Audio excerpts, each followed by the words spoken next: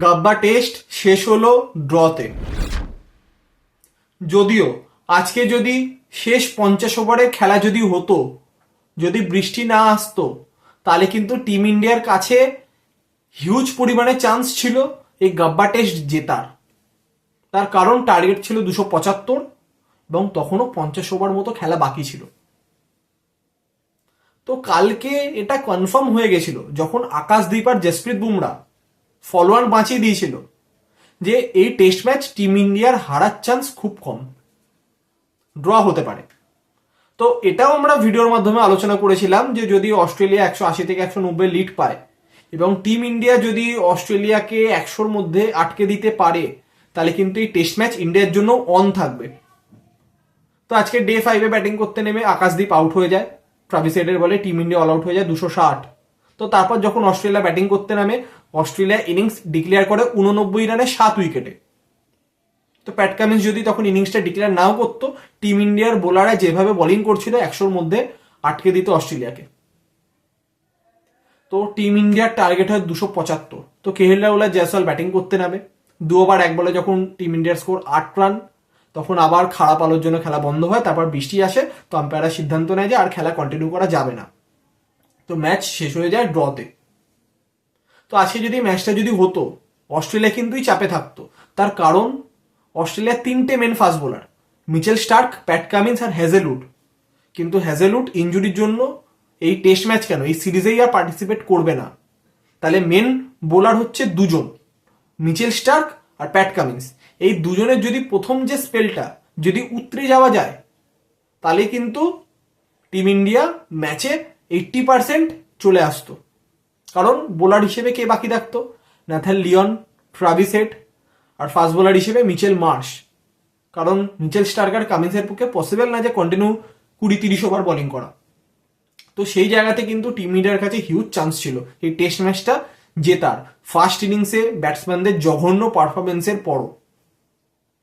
কিন্তু বৃষ্টি আবার আসে, তো খেলা কন্টিনিউ হয় না এবং টিম ইন্ডিয়া টেস্ট ম্যাচটা বাঁচাতে পারে। ম্যাচটা ড্র হয়, যার ফলে ওয়ার্ল্ড টেস্ট চ্যাম্পিয়নশিপ ফাইনালে যাওয়ার আশা এখনো টিকে থাকে টিম ইন্ডিয়ার।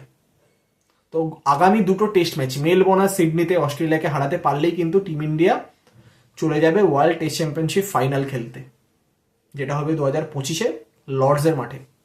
এবং এই ম্যাচ শেষে রবিচন্দ্রন অশ্বিন, যিনি ভারতের অন্যতম একজন সেরা স্পিনার, তিনি ইন্টারন্যাশনাল ক্রিকেট থেকে অবসর ঘোষণা করেন।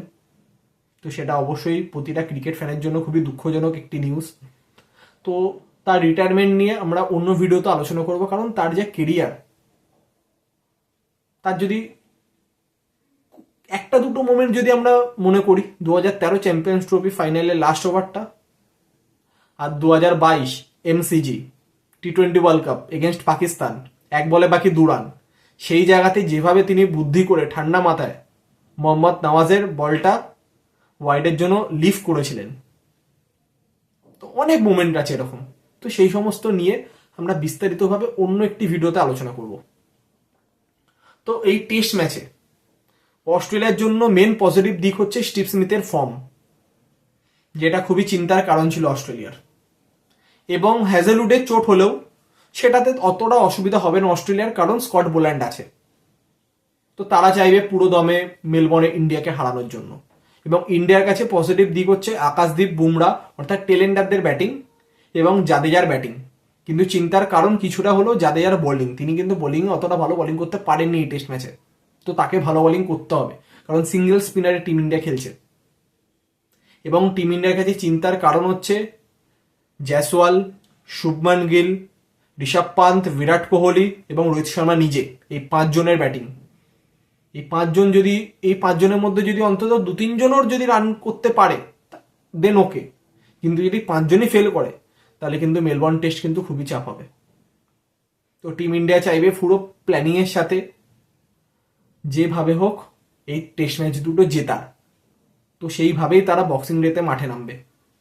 তো আমরা সকলে আশা করব আগামী দুটো টেস্ট ম্যাচ যেন টিম ইন্ডিয়া জিততে পারে এবং ওয়ার্ল্ড টেস্ট চ্যাম্পিয়নশিপ ফাইনালে যাতে ইজিলি কোয়ালিফাই করে যেতে পারে।